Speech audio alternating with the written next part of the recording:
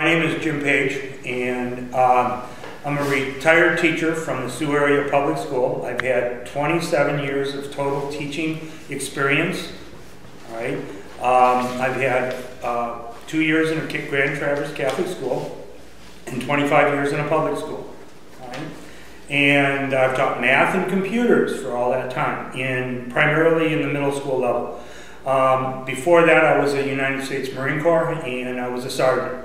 So I've had a lot of experience in that area. What got me into this is the lack of leadership that we've had in our district and the poor representation, basically. And I see, and this is true even today, where you have a representative that's only representing a small fraction of a group, and they're specialized, and they have their voices and they cover their voices in there, and then you have another group over here that's representing this group over here, and you can say Democrat, Republican, but I'm going to say that there are more than those groups. There's subsets in those groups that are getting representations, all right? And what I want to do is the common good, the common for all people, and try to get rid of some of this decisiveness, all right? So that's one of the reasons why I got into this, is I see the specialized, I thought this is lack of leadership. We need a better form of leadership that can work for the common good, for the common person, and get that in there. And I think I can do that. For those that aren't aware of your background in the party or local party, have you been involved in campaigns? Have you ever run for office? I've never run for office. I've always helped out other campaigns. I've had to make phone calls for other campaign officials. I've worked with Gary McDowell's campaign. I worked with Jim Martin's campaign. I am part of the Chippewa County Democrat Party. I am currently the treasurer of the Chippewa County Dems. Okay. So yes, I've had some party experience, but actually running for office, no. This is an entirely new experience for me all the way through. Okay. Even school board, nothing like that? School board, nothing like that. The only office that I may have, that you could say that I've actually run for, is going to be president of the union and representation in the union, but that's not really a public office. That's just an office in there. Okay. As you're campaigning, what are you hearing from voters? What is the main issue you'd say to people in the 107th district? A lot of times it comes down to education and jobs, and I think the two are related a great deal. A lot of people don't like the funding of education and the what I call yo-yo financing, where they cut it and then they build it up and cut it and build it up, and this is continuing going on there. We need better education, all right, funding on a consistent basis where the school districts know what their funding is going to be for the following year, and they can prepare for that, right, and not waiting at the last minute as guesswork. The other thing that I keep hearing and that I keep emphasizing on the education is the ability for local control to be able to determine what classes are offered. And I think this is important because what you need to do and what we need to have in our educational system is to be able to have a college degree is one area, but we also need vocational education and training in careers. All right, I think that's just as important. We need to access those and get skilled labor jobs. We need to get electricians, welders, and carpenters and other skilled trades so that people can come out of an education system and even go back into education and get those jobs or get those skills to get better jobs. And when we get better jobs, when we do that, when we get the better jobs, our economy is going to get better. And it's a way of improving our economy by education. So in essence, the two are linked greatly together. Sure. Well, we hear that, let me touch on a part of that. We hear that a lot from politicians, that we need to create jobs. We need to grow the economy in Northern Michigan. I guess two-part question. One, how do we do that? And two, what role should the government have in that effort? Well, to grow our economy or make our economy stronger, we need a strong, and I'm going to say working class. We can say middle class, you can say whatever you want, low income. We have to have spending money. We have to have money to be able to buy things.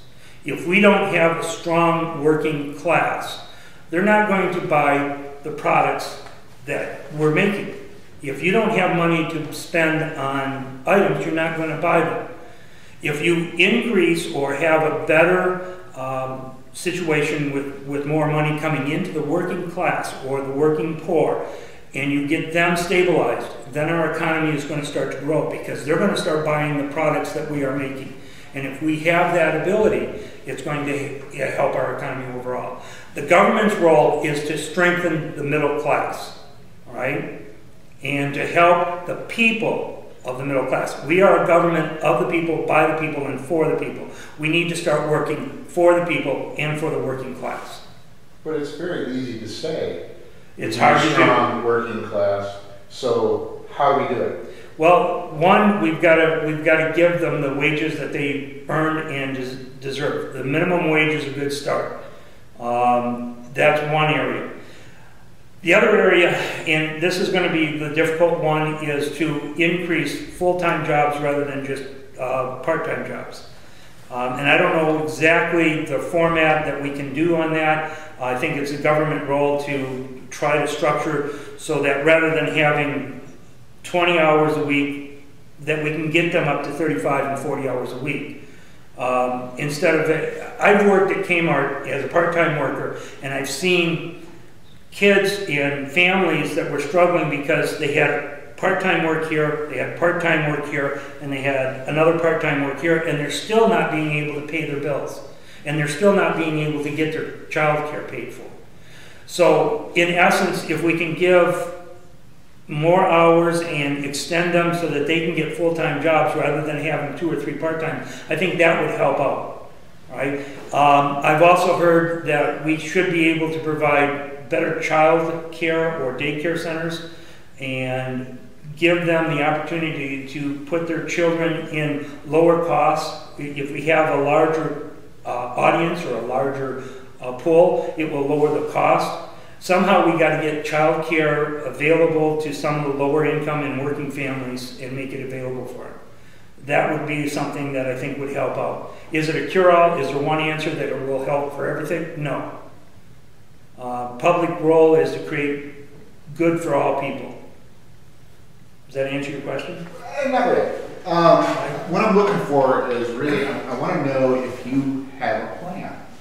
You know, because it's really easy to just say we need a stronger working class. We need to get them better pay, more pay. We got to have stronger, more daycare options. What's your plan? How are you going to do this as a representative? Well, I think it all stems back to getting better career jobs. I think we have to have that in there, make available to where somebody that's unemployed right now or does not have a job, get them into some type of career training or job skill training and get them a job and make it so that they can get out and get work. I think that would be one of the primary or the first areas. I think the daycare is another area that we can actually do if we can lower the cost or somehow come across and give public assistance to daycares and so that the working class can do that. I think that's another one. That's a start. Other than that, the other thing is we got to get confidence in our government again. We got to put our government back to work. We can't cut government jobs, and I'm talking like school teachers and city workers and firemen and police officers. If you're cutting those jobs out, that is also cutting out some of the spending money that's used to get private jobs going, because they're spending money and that makes our job stronger. So we have to do a combination of government jobs to increase the private sector. Right? There is no cure-all. And we'll be jumping around topics, but first I wanted to ask about our road funding problem and what, if any, solution that you've thought up or a solution that's out there, proposed legislation that you would support if you're elected. I think everybody agrees that the state's roads are struggling at best. Yeah. What do we do to improve the condition of them? Well, the first thing that you're going to have to do, and you're going to have to take a look at what budgets are there, the funds that are available, and make sure that those funds are dedicated for the road construction or road repair items, right? And I don't know how much is there right now. I'm not privy to that information. I don't have the budgets out right here in front of me. What things that concern me are the projects that are not directly related to the repairing of the infrastructure of the roads. The signs that I see that have gone up on I-75, I question what the purposes of them. They're electronic signs. They're on I-75 and the UP. And I'm really not sure what the purpose of them and how much they cost, but I question that type of project. If we can control some of that project and then use that and direct it and make sure that the money that's available that's in there. I do not like, I think one of the proposals that has been made to increase the sales tax to go to the road commission. I don't like sales tax, and that's strictly from a mathematical item. The sales tax is what we call a regressive tax because it punishes lower income. It's harder for lower incomes to pay a sales tax than it is for the upper income bracket. It costs more for them. The same amount of purchase, it's more incumbent on them than it is for the same purchase on upper income. So I don't like the sales tax. I would say that if you'd have to look at it, maybe as an income tax, or not an income tax, but a sales tax on the gallons per gas, maybe there needs to be an increase there because it hasn't been increased, or restructuring of it so that it is more designated for road repair. And I'm not sure on the exact wording or the exact amount that you were talking about. And that's where you have to, the mathematician in me, I need to look at the Let's talk about some environmental issues, and we can start with the Enbridge pipeline underneath the Straits of Mackinac. It's been in the news recently that the State Attorney General, the head of the DEQ, has created a task force to, as I understand it, to ensure that the company is complying with existing regulations there, which I think the main thing is that there should be supports every 75 feet, as I understand it. I guess that action alone, creating the task force, immediately going after the existing regulations to make sure that those are being complied with. Is that enough? Are you satisfied with No, I'm not satisfied with that, because what they're talking about is a total different use of that pipeline. The pipeline is of an age to where it needs to be replaced or encased or double-walled. That's one of the statements that I've made. It's double-walled, that pipeline. And I'm going inland a great deal so that it doesn't ever leak into the Great Lakes.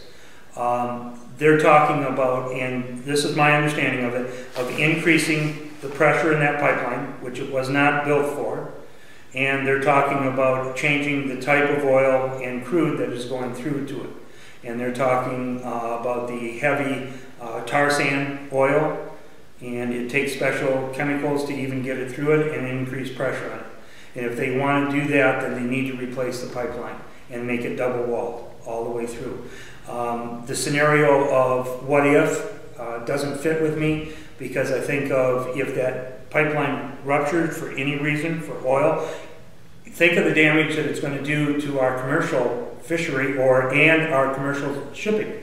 That Straits of Mackinac is going to have to be shut down. There's going to be no tankers going back and forth to Chicago. And the other thing that was pointed out to me that bothers me about that pipeline, and if it ever broke, what happens if it does it in the winter, December or January, covered with ice? How do you clean it up? You can't. Not until the spring. So for the prevention and the protection of our environment, which is a big thing for me, that pipeline should be replaced and double walled, or not at all. Okay.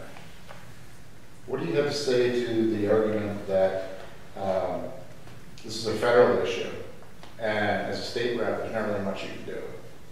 Well, that's true, but it is also our water, and it's in my district.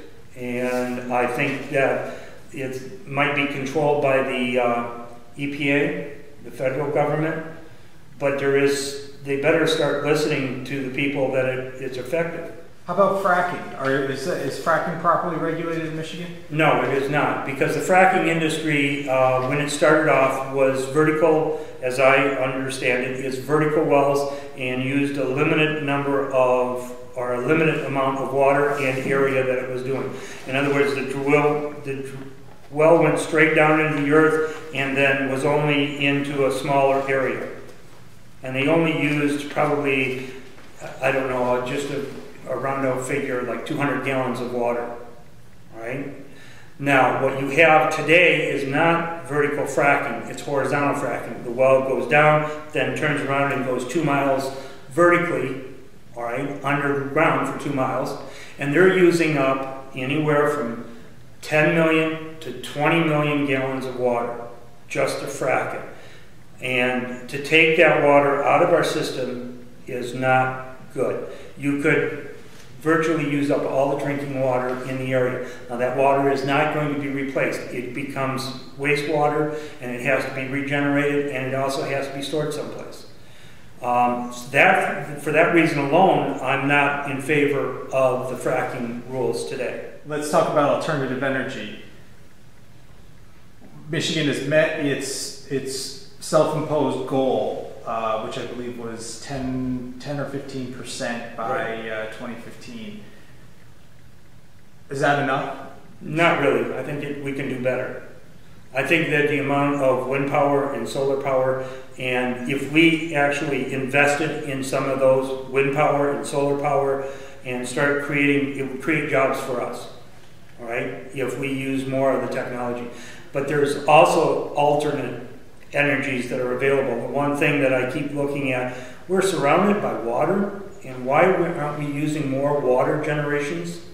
All right, and I have read about the, I'm not a scientist, but I have read about the currents that we use where they can put a generator down in a river or a current and use the constant motion of the water. All the water is moving all the time. It will generate electricity. It is completely hidden. You don't see it. It's underneath the water. It can be 20 or 30 feet down. It can be 60 feet down.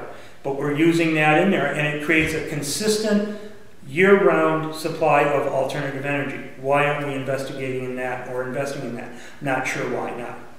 Do you think it's the legislature's job to set the market by expanding what the goal is? I mean, would you support a measure that's 30% by 2035, let's say, since that's Mark Shower's plan? Yes, I would say that we could set a goal, but that goal has to be reasonable, all right? And I think it could be reasonable to do more. All right, how much more? I'd have to sit down with the power companies and listen to what they have to say. I'd have to listen to what the environment, and then we're going to have to make a decision. And here again, I think it's the common good. We have to work for the common good, all right? And that's a theme that you should hear from me. I think that we can do that, but we have to come together and work together. Legislature increased the state's minimum wage earlier this year from $7.40 to $9.25. In the next few years, it'll go up to $9.25. Do you support that decision? Yes. Would you like to see it go further? Yes. To what extent? I'd like to see it up a little bit higher, maybe even $10 an hour.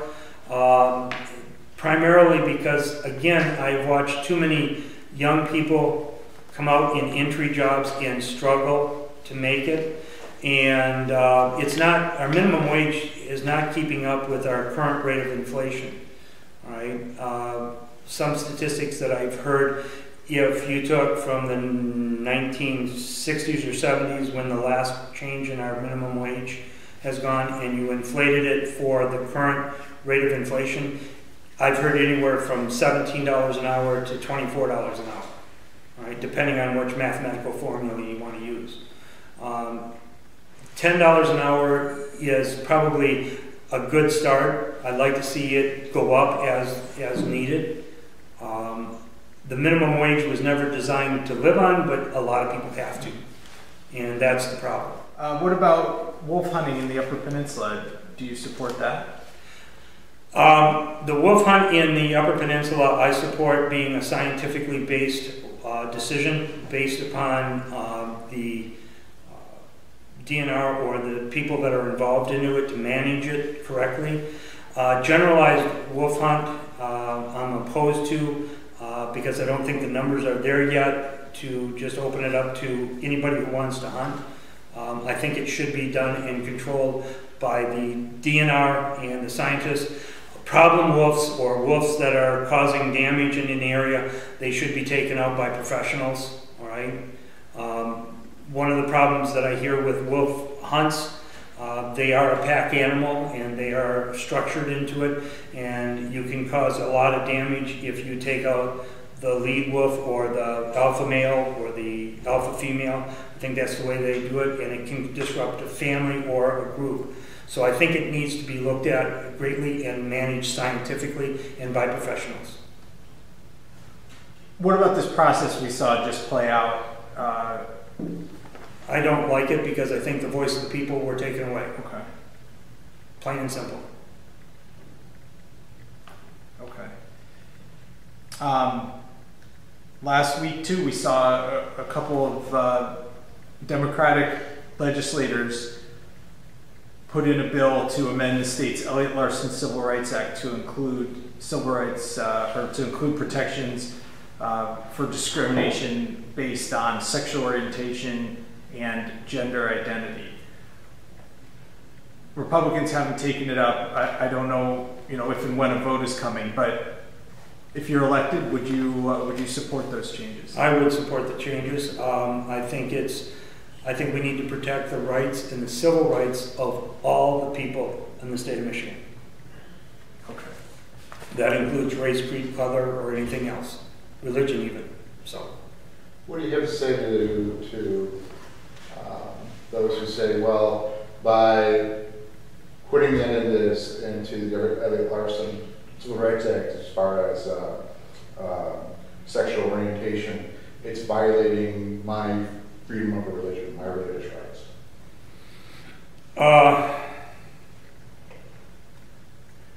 Well, I don't understand how it's violating your religious rights, for one. I don't see where it would violate your religious rights to give them civil rights. What about Common Core? Do you support implementing the Common Core standards? The Common Core standards are, as far as I'm concerned, are good as they apply to everybody in there so that there's no gaps left in a child's education, all right? If you make sure that everybody has gotten the same education level in all the subjects that they're teaching, that's a good thing.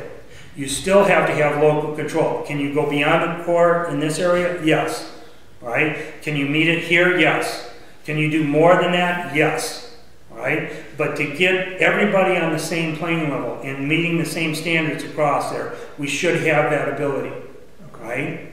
So some states are even going back and repealing the implementation of them. Michigan is kind of just delaying the whole thing. Right. What do you say we should adopt them and then go forward with that test? We need test? Standards or some type of Common Core that every student meets these criteria in math, these criteria in science, these criteria in English. Now, they may be the minimum criteria.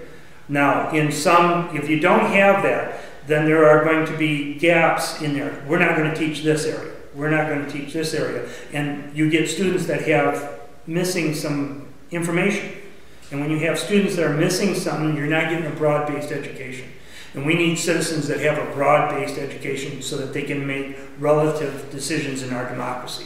There's a lot out there about the fears that come along with standardized testing, and that's kind of been lumped in with the whole, there's standardized testing, whether it's Common Core or a state-based test or whatever it might be, but that standardized testing issue has been lumped in with the argument against Common Core. What do you say to those people who are concerned about the teach to the test mentality?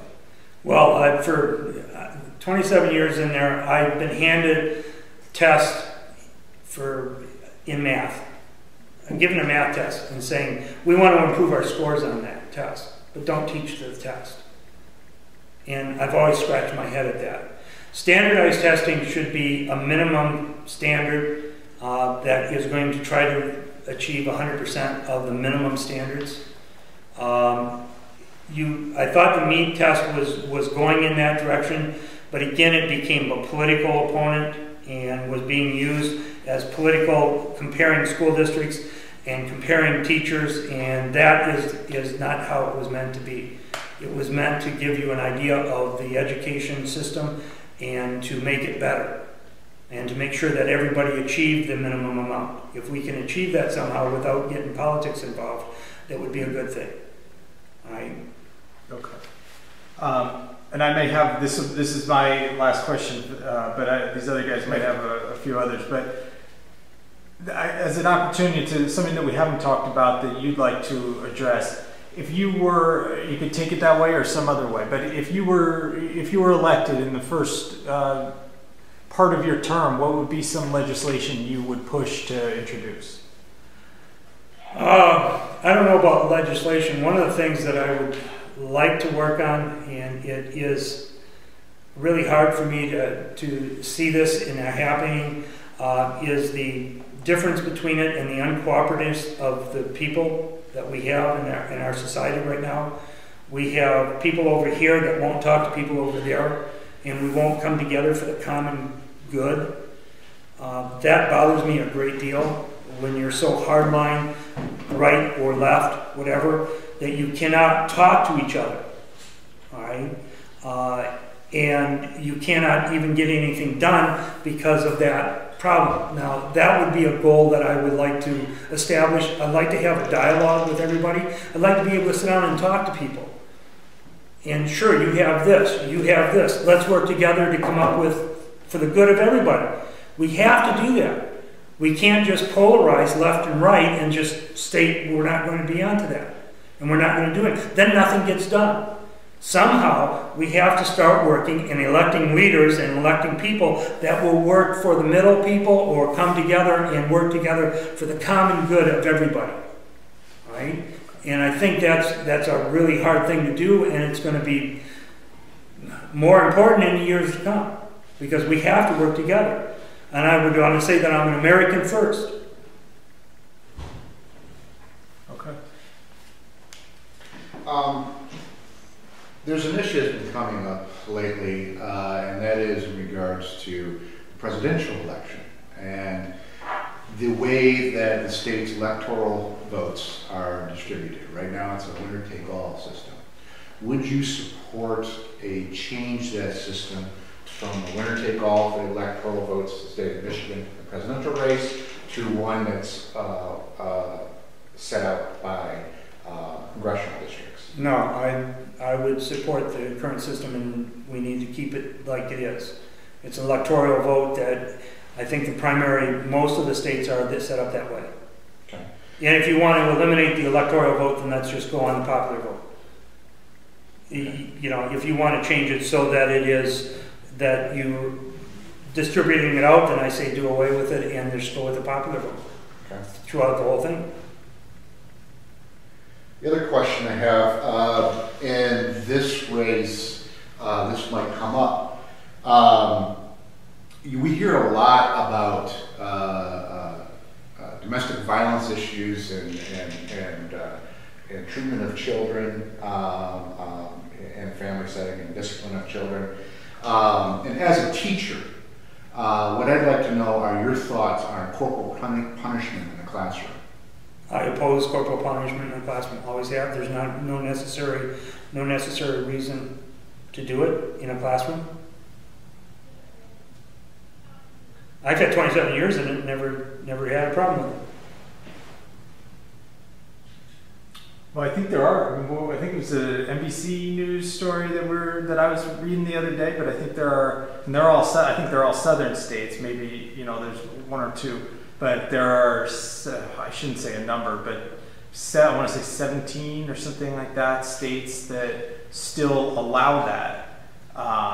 Obviously, it doesn't. There are private schools in Michigan that allow that, but it's not in the public education system.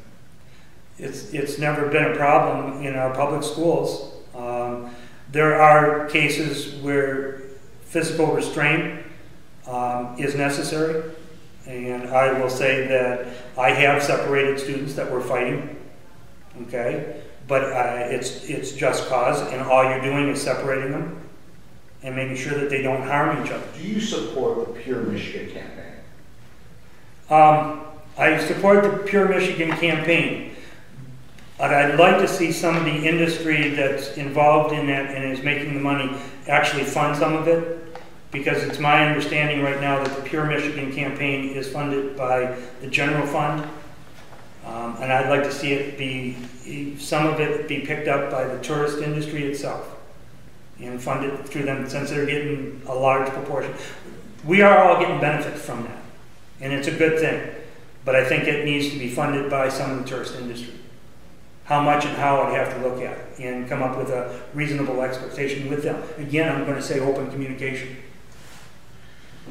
Now, if you were to go outside the state of Michigan and you're trying to sell the state of Michigan to another industry, give me the top 3 selling points you think for the state of Michigan. Top 3? Mm-hmm.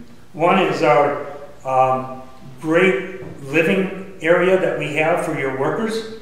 We're going to be able to supply them with a good living standard. All right, and they're going to want to live in Michigan. We have good areas to live in. All right, we have. We're going to try to get an educated or a skilled workers that are going to be able to work in your community. We're going to try to get that coming out of our education system. We're going to make it so you have the amount of skilled workers that you're needing. So you have 2 benefits right there that I think are in there, right? That you're going to have the climate that the people want to live in, and the area that the people want to live in, with the environment, the clean environment, and all the access to the outdoor living and sports areas. We also have the workers that can work here, all right? We're going to try to make it so that we have a good working climate for businesses here. And I think we have done a lot of that already, okay? And it's just a matter of selling it.